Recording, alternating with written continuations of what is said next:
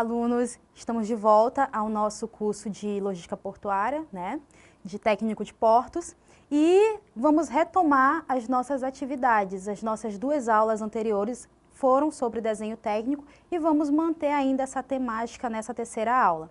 Hoje nós vamos dar prosseguimento e vamos fazer só um resumozinho do que aconteceu nas 2 aulas anteriores. Bom, na nossa primeira aula nós falamos um pouquinho sobre as normas brasileiras, não é? E nós entramos em contato com as NBRs. A NBR 10067, onde conversamos sobre os princípios gerais de representação e desenho técnico e falamos um pouquinho sobre o diedro, né? E sobre como funciona o desenho técnico. Também falamos sobre a NBR 10068, que fala da folha de desenho. Falamos também sobre a 10126, que vem retratar um pouquinho sobre a cotagem e desenho técnico.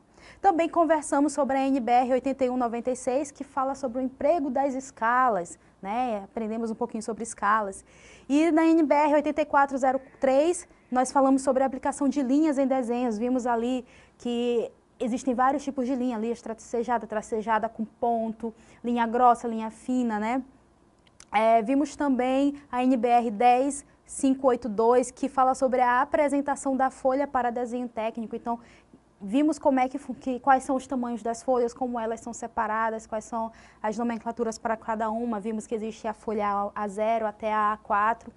E hoje vamos falar sobre a NBR 13142, que trata sobre o dobramento da cópia e que dá ainda continuidade, prosseguimento à nossa temática sobre a apresentação da folha, né? E, por último, vamos conversar sobre a NBR 12298, que fala sobre a representação de área de corte por meio de achuras em desenho técnico. Certo? Então, vamos começar nossa aula de hoje falando sobre ainda as normas brasileiras em relação ao desenho técnico. Vamos começar falando sobre a NBR 13142, né, que é o dobramento de cópia. Então, essa NBR, ela tem o seu objetivo de fixar as diretrizes para o dobramento das folhas de projeto, contendo os desenhos técnicos. Então, ela vai falar sobre o dobramento dessas folhas, da A0 até a A4, até a A3, né? E todas as folhas, sejam elas A0, A1, A2, A3, elas devem ser dobradas de acordo com a norma, a NBR, né, para atingir o formato A4. Todas elas devem, no seu dobramento, finalizar no formato A4, né, sendo todas dimensões já definidas pela NBR 10068, que conversamos em nossas aulas anteriores. Professora, mas por que tem que finalizar no A4? Porque facilita o nosso armazenamento, guardar esses documentos, né? Fazer o arquivamento desses documentos e também o transporte. Imagina você sair com uma folha gigante de A0, com praticamente 1 metro de seu diâmetro, né? De seu comprimento e diâmetro, e ficar levando para um lado e para o outro. É muito complicado. Ou então amassar de qualquer forma, fazer qualquer dobramento e ele não vai ficar legível.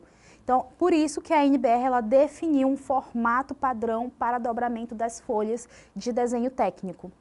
Vamos agora ver como são esses dobramentos para cada tipo de padrão de folha, cada formato de folha, né? Então, aqui, o dobramento, ele deve ser feito começando pelo lado direito da folha, observem a nossa imagem, começando pelo lado direito da folha, seguindo dobras verticais. E as cópias, elas devem ser dobradas de modo a deixar visível a legenda. Observem o nosso exemplo no desenho, ele traz o exemplo da folha A0, que é a maior que temos, é o maior formato que temos atualmente. Então aqui nós temos, ele tem que começar da direita para a esquerda, deixando sempre a legenda visível. Então aqui, contem comigo, aqui embaixo, no final do desenho, nós temos as divisões dos dobramentos. Nós temos 1, 2, 3, 4, 5 divisões, então serão 6 dobramentos no total, né? Porque vai ficar um perpendicular ao outro. E na parte aqui do ladinho, do lado direito, nós temos outros 2 dobramentos para que a gente chegue no padrão do A4. É preciso dobrar outras 2 vezes também na forma horizontal para a gente garantir o formato A4. No caso de folhas no formato A0, A1 e A2, elas precisam ser, caso tenha a necessidade de serem perfuradas para a gente fazer um armazenamento, para a gente fazer um arquivamento desse material, ou mesmo para fazer o transporte, colocar em pastas, que facilita o transporte, evita que a gente machuque essas folhas.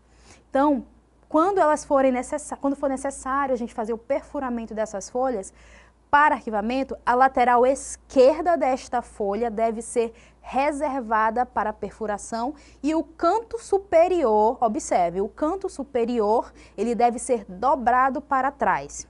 Por quê? Porque assim a gente vai evitar a dificuldade em arquivar esse documento, já que a gente fez 2 furos. Imagina, a gente dobra, bonitinho, ficou lá no formato A4. Só que a parte de cima, ela cobre um dos furos, ela vai cobrir um dos furos, quando a gente dobrar horizontalmente. E aí, então é por isso que é preciso fazer esse pequeno dobramento na sua lateral esquerda, na parte de cima superior, na lateral esquerda da folha, Aqui eu trouxe um exemplo de um formato A1. O anterior, era o formato A2, a próxima a gente vai ver o formato A1. Vejam bem, a gente faz o dobramento vertical dela e ela tem, na A1 nós temos uma dobra superior, uma dobra horizontal. E ela pode ser também perfurada, para o arquivamento, então a gente tem aqui a dobra superior no canto superior esquerdo, a dobrinha para garantir que ela não cubra a perfuração realizada. Do lado direito da imagem, vocês já podem observar essa folha dobrada. Então, você vê que ela está com o cantinho superior dobrado, ela está com a legenda visível, E se vocês forem observar, as laterais, a gente consegue ver as extremidades das laterais. Esse aqui é o formato A3, Então, no caso do formato A3, não tem necessidade de fazer uma dobra superior na lateral. Por quê? Porque ela já fica no padrão do A4. Ela só tem as dobras verticais, porque o seu tamanho mesmo já é no padrão do A4. Ela só é maior no comprimento, Mas, no geral, ela já fica no padrão A4, já deixa a legenda, ela fica visível. Então, não tem necessidade da gente estar dobrando a parte de cima desta folha. Ela é mais fácil, acho que é mais fácil da gente estar fazendo o dobramento. Vamos falar um pouquinho sobre a representação de área de corte por meio de achuras em desenho técnico. Essa área de corte ela é tratada pela NBR 12298, Então, vamos entender um pouquinho o que significa isso. Para representar um desenho complexo, com vários elementos, utiliza-se o recurso de corte, que representa uma das partes do objeto que é supostamente cortado, que é supostamente removível. Porque o objeto, quando ele está íntegro, a gente não consegue ver as suas delimitações internas. Então, quando a gente faz o corte, a gente tem essa visão. E essa NBR, ela vem dar umas especificidades sobre como fazer esse tipo de corte naquele objeto, naquela imagem. A área de corte ela também pode ser chamada, ela também pode ser chamada plano de corte, Então, ela chama-se plano de corte. O plano de corte ele é qualquer plano imaginário traçado atravessando toda ou parte da figura. E, neste caso, a parte superior ao corte, ela é eliminada, Porque, ela representa-se apenas a parte restante sobre a linha de corte. Então, a gente elimina a parte que foi cortada e fica só aquela parte que nós queremos, de fato, fazer a análise, entender quais são as suas especificidades ali. Eu trouxe aqui 2 exemplos de objetos de imagem, onde nós temos aqui o plano de corte na primeira imagem. Então, o plano de corte é mostrando aonde vai se ocorrer esse corte nessa imagem, nesse objeto. E logo depois nós já temos a parte dele cortada. Então, a gente retirou, como estava dizendo, a gente elimina a parte que nós não queremos para deixar apenas a interna com as achuras aparentes. Nas vistas ortogonais, que é uma representação gráfica de um objeto num plano, né, em formato tridimensional, então nas vistas ortogonais do desenho técnico, os detalhes internos de uma peça ou conjunto de peças, eles são mostrados através de linhas tracejadas, né? E dependendo da quantidade de detalhes internos contidos no objeto desse desenho, a interpretação ela pode se tornar complexa. Então, é nesse momento que surge a necessidade da gente fazer o corte, quando uma imagem simples ela não está sendo suficiente para a gente tá entendendo as suas partes, né? Então, ali há a necessidade da gente fazer um corte, fazer uma análise mais minuciosa sobre aquele objeto. E a norma, ela tem o objetivo, a norma 12298, ela tem o objetivo de fixar as condições exigíveis para a representação das áreas de corte em desenho técnico. E para essa representação de material em áreas de corte, nós utilizamos as linhas de achuras. A gente vai conversar muito mais sobre essas linhas mais na frente, mas eu já vou dar uma pincelada aqui para vocês. Aqui na imagem que vocês estão vendo, nós temos o objeto, não é? O objeto a ser cortado. Nele nós temos o plano de corte, como nós podemos ver. Lembra? Deixa eu voltar aqui. Ó, aqui a gente... Opa! Aqui nós vimos que ele precisa de um plano de corte para a gente decidir onde é que vai ser cortado, que parte vai ser eliminada, né? Então, nós temos aqui um plano de corte. A gente já viu o que a gente vai retirar desse objeto. Depois disso, nós fazemos a retirada daquela parte que nós não vamos analisar. Então, a gente tira a parte dianteira, que é a parte frontal, aquela que nós estamos visualizando, né? A gente remove essa parte, a gente faz esse corte. Você pode ver depois do corte, nós temos aqui a vista da peça inteira, a peça que a gente vai... logo em cima nós temos a vista da peça inteira, a gente olha lá de cima, a gente vê ela inteiramente, mas essas outras duas são a nossa parte dianteira, que foi removida. E depois nós temos, ó, aqui as achuras. Essas achuras são as representações do plano cortado. Para a gente entender mais ou menos como é que funciona o corte, nós temos que ver que existem 3 pontos a serem analisados para a gente fazer esse corte, três atividades a serem realizadas, 3 passos. Então, o primeiro passo, a gente faz o corte com o objeto por um plano secante, que é o plano de corte, né? E imaginário, o plano de corte ele é sempre imaginário, gente, mostrando na vista ortográfica a sua trajetória. Então, na primeira imagem, a gente consegue ver esse plano de corte, né? Esse plano secante, a gente já vê onde é que vai ser esse corte imaginário, e através de uma linha estreita, traço ponto nas extremidades e na mudança de direção, veja bem, seguida de 2 setas, na nossa imagem 2, a gente vê as 2 setas, e letras determinando a posição do observador, é como o observador está vendo. Então, aqui a gente está vendo ela de cima, mas ela está de lado, o corte dela vai ser de lado. Então, o observador ele está observando esse objeto e ele já está vendo como é que ele vai fazer esse plano de corte. Certo? O segundo passo é fazer a remoção. A gente tira aquela parte que nós não vamos mais necessitar. Então, nós removemos a parte do objeto situada entre o observador e o plano de corte. E o terceiro passo é a superfície seccionada. Ela também é chamada de seção. Então, ela deverá ser achurada e as demais linhas serão mostradas em exceção das invisíveis. Então, a superfície que nós deixamos, a superfície que nós vamos utilizar, né, para análise, a gente faz as achuras desse corte e a gente entende que partes foram retiradas dessa imagem, desse objeto. Em desenho técnico, o corte de uma peça, ele é sempre imaginário, como eu acabei de falar para vocês, e ele permite ver as partes internas da peça. Na posição em corte, a superfície imaginada, cortada, ela é preenchida com as achuras, né? E elas são linhas estreitas que, além de representarem a superfície imaginada, cortada, elas também mostram os tipos de materiais, porque às vezes uma peça ela tem até mais de um tipo de material. Então a achura ela vem exatamente para nos dizer qual é o material daquele objeto.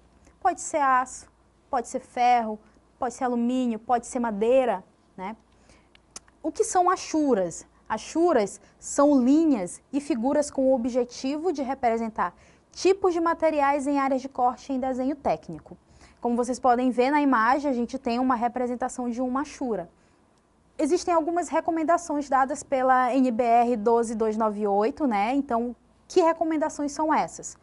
Por exemplo, as achuras, elas devem ser traçadas em linha estreita, conforme a NBR 8403. Então, as linhas elas não podem ser largas demais, na verdade são 7 milímetros. Então, as achuras elas têm que ser estreitas. As achuras elas são formadas por linhas inclinadas a 45 graus, tá?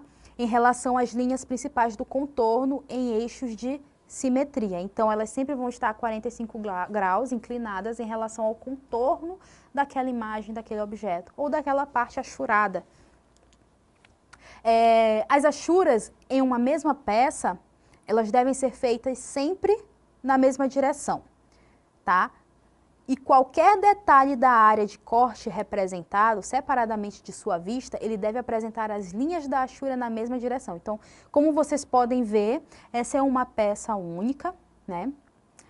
Então, como ela é na mesma peça, ela segue a mesma projeção, né, de desenho, de achura. A linha, ela segue o mesmo sentido de todas as outras. Já em desenhos de conjuntos ou peças adjacentes, né, as achuras elas devem ser feitas em direções opostas ou em diferentes espaçamentos. Então, desenhos que são unidos, nesse caso, por exemplo, aqui nós temos na imagem a união do desenho por um parafuso, né? Um parafuso, por uma... E ali, nessas achuras, observem que elas não seguem o mesmo padrão. Elas não seguem o mesmo sentido. Então, a gente sabe que são duas peças diferentes que estão juntas, que estão próximas. Aqui a gente entende que não é um objeto único. Ou melhor, não é uma peça única, tá? E achuras em peças compostas, que sejam soldadas, que sejam rebitadas ou coladas, elas devem ser apresentadas, elas devem ter uma apresentação em diferentes direções. Observem na imagem, por exemplo, as achuras que são diferentes são os locais onde ocorreu a colagem. Se for uma peça de ferro, uma peça de metal, ocorreu uma soldagem, tá?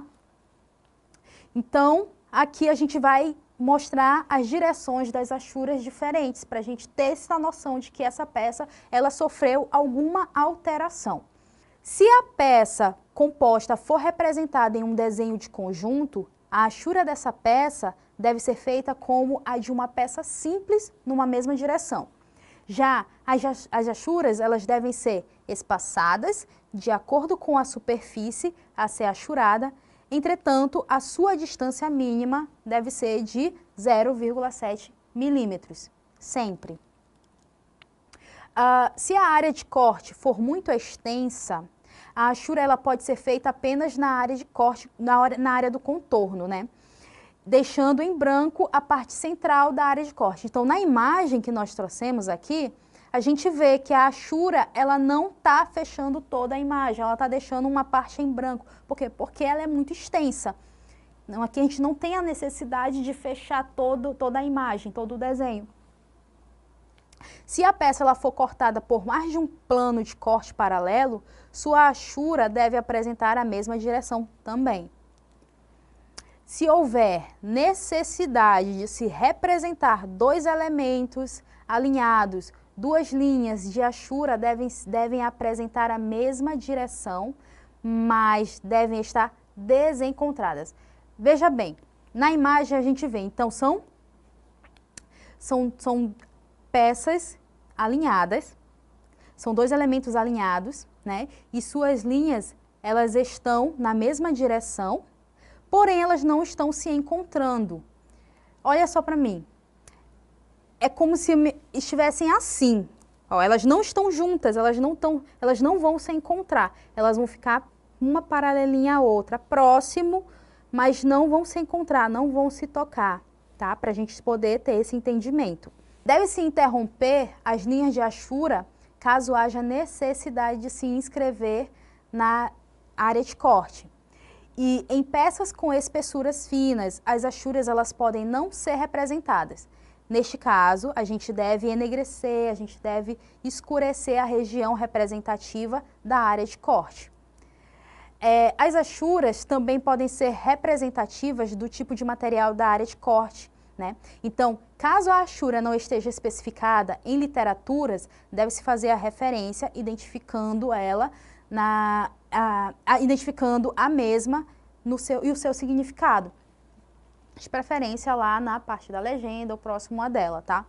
Então, a gente vai ver também aqui alguns tipos de achuras, de achuras em diferentes materiais, né? Que podem surgir no desenho técnico. Eu trouxe as principais, né? As que é mais fácil da gente estar encontrando, dependendo do tipo de trabalho que se esteja fazendo, né? Ó, os tipos de materiais em áreas de corte em desenho técnico. Nós temos o primeiro desenho, né, na parte de cima, que é nós temos uma achura representando um líquido.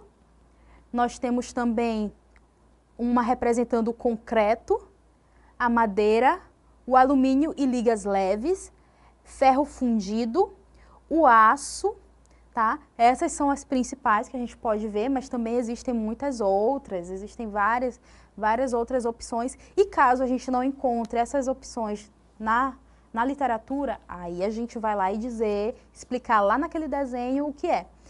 Nós que somos da área portuária, provavelmente nós não vamos executar um desenho técnico, mas nós vamos interpretar ele, nós vamos precisar entender o que está escrito naquela imagem, naquele papel cheio de informações. Então é por isso que a gente precisa ter esse entendimento. Em algum momento, dependendo do local onde a gente esteja trabalhando, pode ser na área de mecânica, então a gente pode acabar recebendo equipamentos para a gente analisar, para a gente saber o que é aquilo. E aí vamos receber, é inevitável receber um desenho técnico para analisar. E também se a gente trabalhar na parte mais civil do porto, a gente também vai receber desenhos técnicos para analisar a área, o ambiente. A gente tem que saber que tipo de material é executado num galpão. Se for preciso construir um novo galpão e a gente esteja naquele momento, trabalhando naquele momento, pode ser necessário que a gente veja esse desenho técnico e a gente precisa entender sobre isso. Por isso que na nossa próxima aula, nós vamos passar a ver coisas mais específicas sobre o desenho técnico, tá bom? Então eu encontro vocês na próxima aula.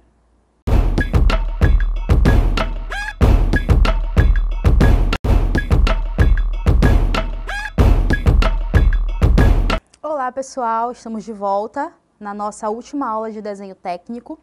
Nós falamos anteriormente sobre as NBRs, entendemos como é que funcionam as normas, né, que padronizam o desenho técnico no Brasil.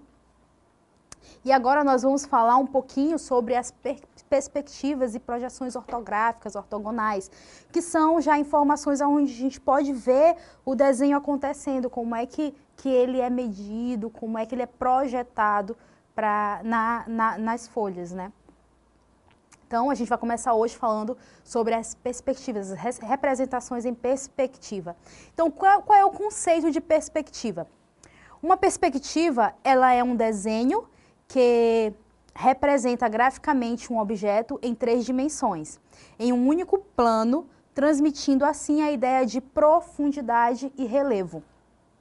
A técnica da perspectiva, ela fundamenta-se em procedimentos tais que a imagem final, ela se aproxima o mais possível da realidade e a sua obtenção se dá pela utilização de um sistema de projeção.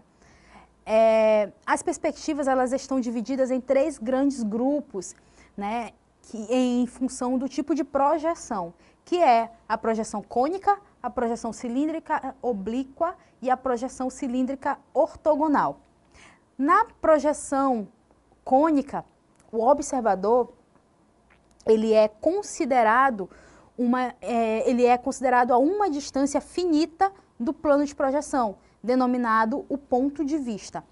Então, na projeção cônica, os raios, eles são projetados, olha, observe a imagem, eles são projetados formando um cone de projeção, tendo um eixo perpendicular ao plano de projeção. Então, o observador, ele observa o objeto e nessa observação a gente tem uma imagem expandida em cone. Então, quando ele chega no plano de projeção, a gente pode ver que ele é um pouquinho maior do que a imagem original. Então, no sistema de projeções cônicas, as dimensões da projeção, elas não correspondem às dimensões reais do objeto. Como eu falei, ela acaba sendo transmitida, provavelmente, na maioria das vezes, maior, né? Na maioria das vezes, maior não, sempre maior, porque o raio, ele se expande.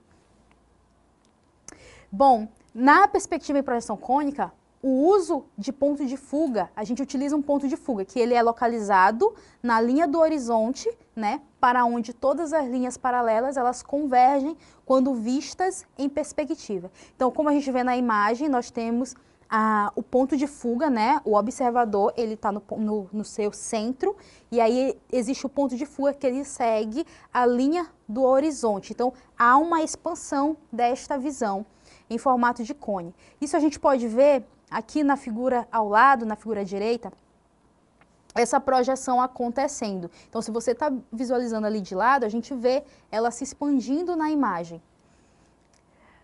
A projeção cilíndrica oblíqua, ela também é conhecida como projeção cavaleira. A projeção cavaleira, ela acontece quando a direção dos raios projetados é inclinada em relação ao plano de projeção. Então, para esse tipo de projeção, é possível mensurar a vista frontal do objeto, mas não há a exata proporção da profundidade. Então, a vista frontal, a gente consegue garantir que ela siga a realidade. Agora, a sua profundidade, a gente já não consegue garantir, a gente não consegue ter a certeza dela. Ela, na maioria das vezes, ela vai ser menor, né? Ela vai diminuindo o seu ângulo.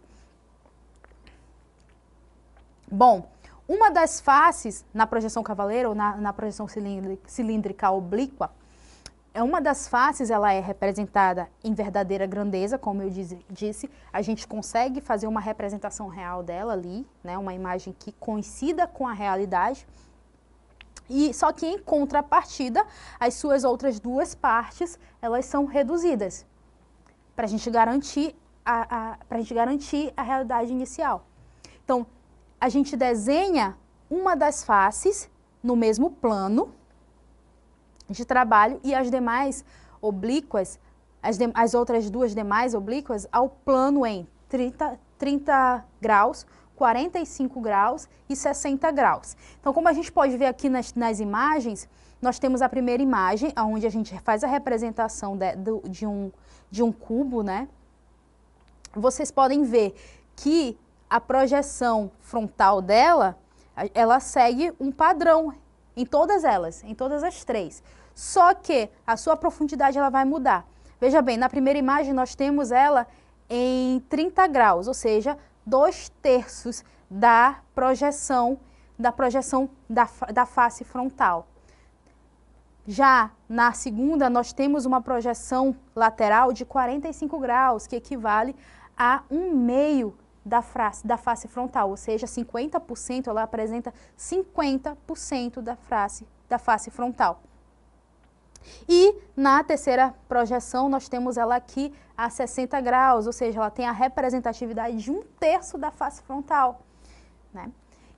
Então é isso, a primeira, nós temos ela em 30 graus, que é 2/3 da frontal, 45 graus, que é metade da frontal, e 60 graus, que é 1/3 da frontal.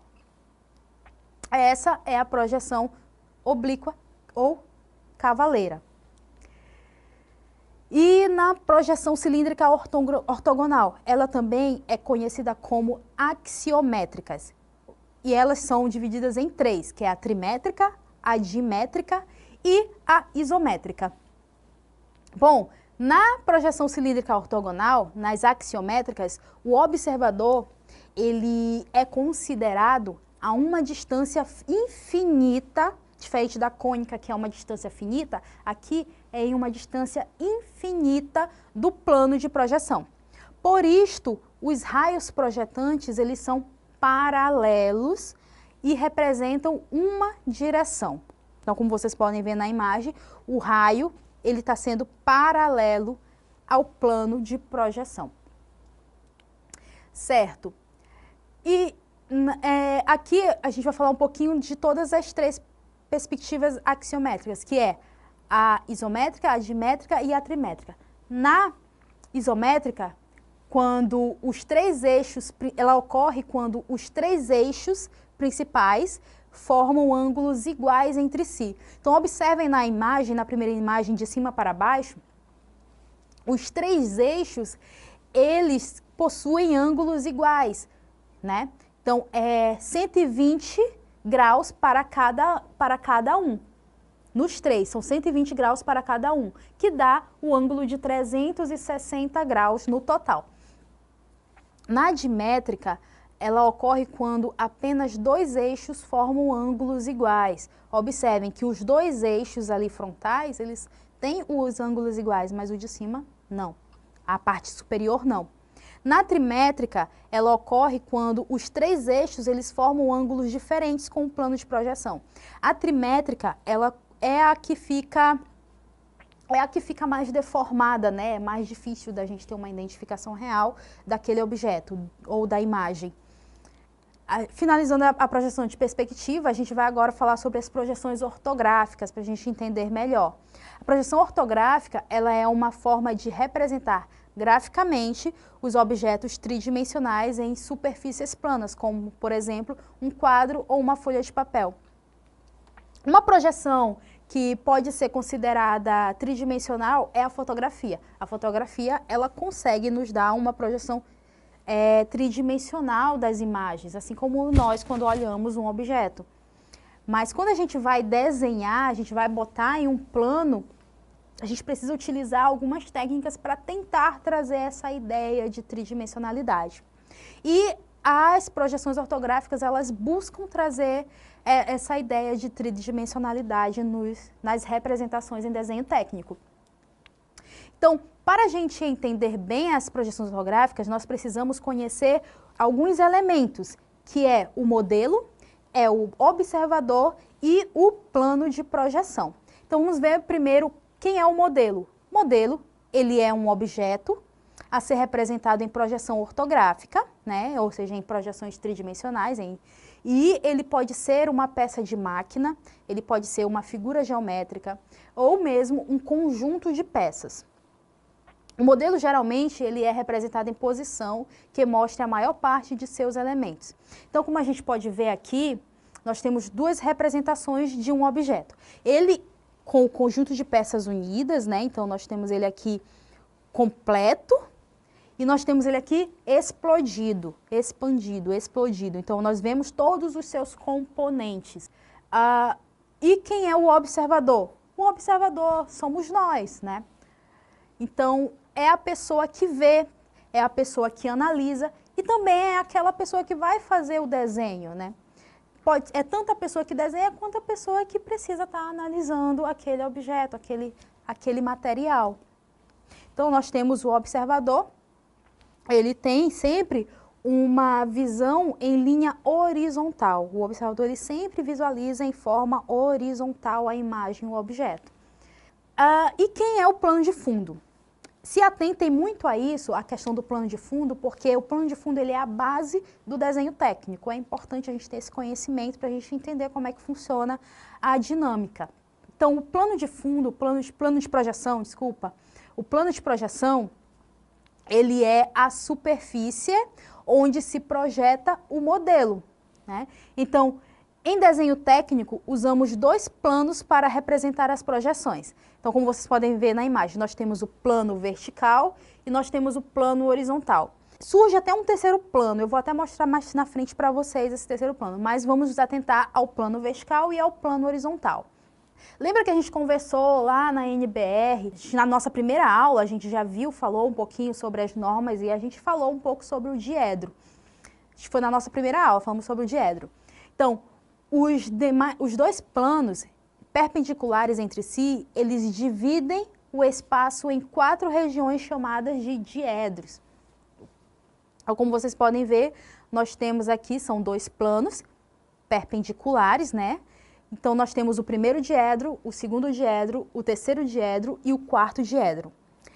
No Brasil, nós utilizamos o primeiro diedro, porque é o diedro mais utilizado em desenho técnico na maioria dos países. O terceiro diedro ele também é utilizado para executar o desenho técnico, porém ele é utilizado apenas nos Estados Unidos e no Canadá, ou seja, na América do Norte.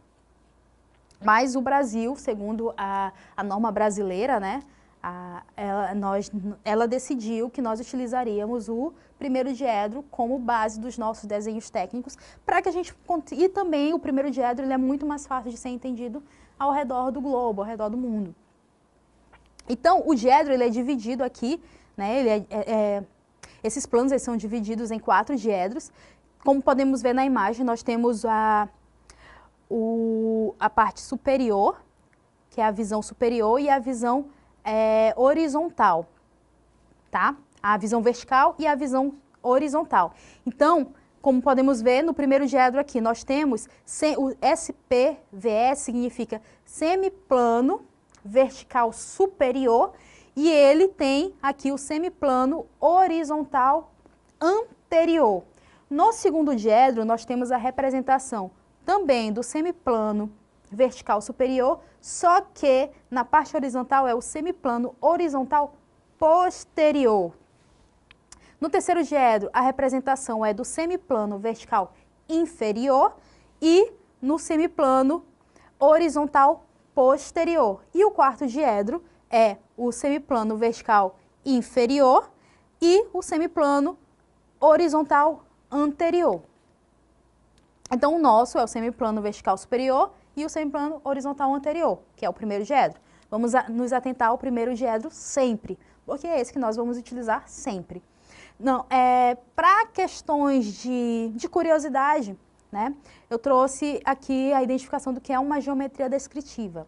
A geometria descritiva, ela também é conhecida como geometria mongeana.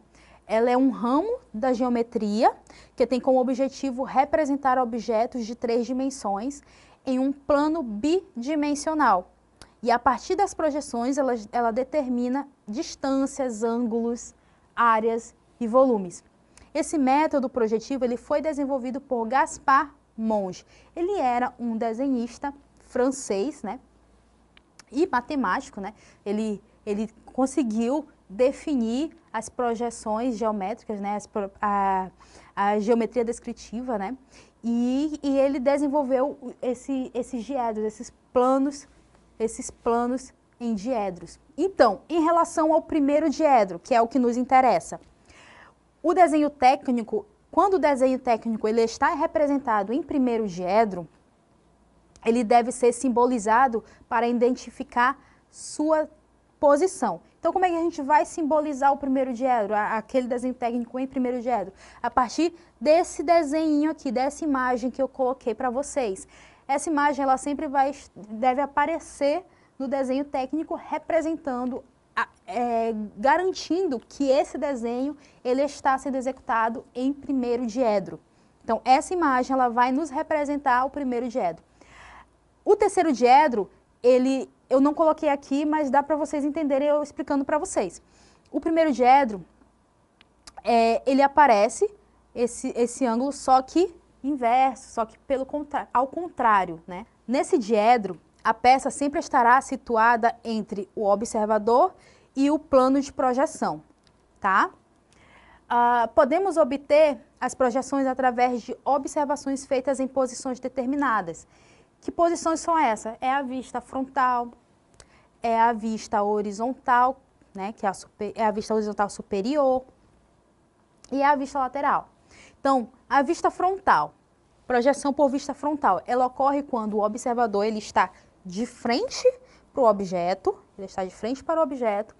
e ali ele consegue observar esse objeto e fazer o plano e transferir ele para o plano de projeção. Então, ele faz a projeção no plano de projeção, no plano vertical. Ele faz a projeção no plano vertical. Então, como a gente pode ver, nós temos aqui duas imagens. A primeira já nos apresenta esse plano acontecendo, então a vista ela é frontal. Na segunda imagem a gente observa, a gente pode ver o observador analisando o modelo, analisando o objeto e vendo a sua projeção no plano vertical. Lembra do diedro que eu apresentei para vocês? Então a gente está vendo aqui o plano vertical do primeiro diedro. E a vista superior, como é que ela ocorre? Ela ocorre a partir do momento que o observador ele olha o objeto de cima. Então, quando ele olha o objeto de cima, ele consegue fazer essa projeção horizontal. Então, quando ele observa de cima, a gente tem aqui, ó, na primeira imagem, o objeto observado pela vista superior e ele é projetado, ele tem sua projeção aqui no plano horizontal, na parte de baixo do diedro, do primeiro diedro, né? Então, a gente vê o modelo sendo representado no plano horizontal, que é a parte inferior do primeiro diedro. E no Brasil, né, onde se adota a representação no primeiro diedro, além do plano vertical e horizontal, utiliza-se o plano lateral, que é um terceiro plano de projeção. Como eu tinha falado, existe um terceiro plano de projeção no primeiro diedro. Este plano, ele é, ao mesmo tempo, perpendicular ao plano vertical e ao plano horizontal. Então, como a gente pode ver aqui na imagem, nós temos o plano vertical, nós temos o plano horizontal e nós temos o plano lateral. Ó, aqui é uma representação da vista lateral observada por alguém, ou seja, sendo visualizada pelo observador. Então, a gente vê aqui do lado esquerdo a vista lateral esquerda. É normalmente esse padrão, sempre pela esquerda, mas existem as outras vistas, mas a gente vê sempre pela esquerda. A vista lateral pela esquerda, a gente vê o modelo. Então, digamos que o observador ele esteja aqui observando aqui do lado esquerdo, a gente tem um modelo e aí a gente faz a projeção dessa imagem no nosso plano lateral. Então, ele fica lateralizado ao nosso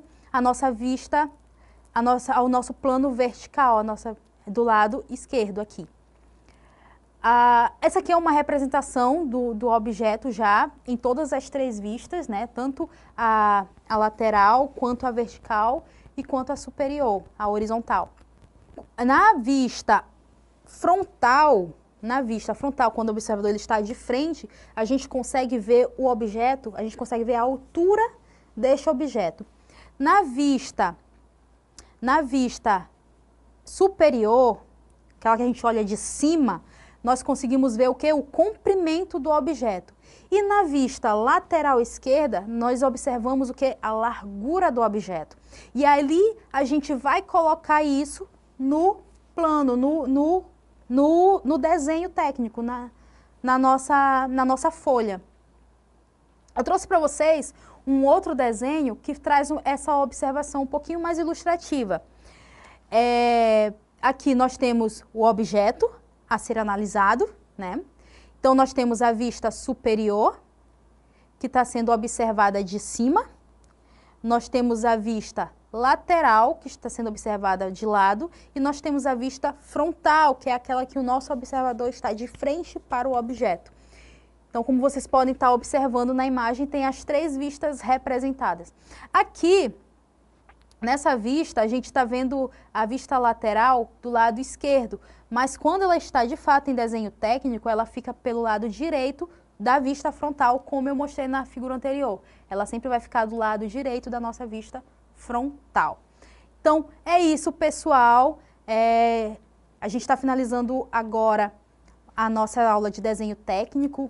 Espero que vocês tenham conseguido compreender e futuramente, quando vocês estiverem com o desenho em mãos, vocês consigam entender tudo que está ali. Recomendo que vocês busquem outras informações, estudem mais sobre desenho técnico, para vocês terem um entendimento melhor. E não se assustem quando aparecer vários gráficos no desenho de vocês. Vai dar tudo certo.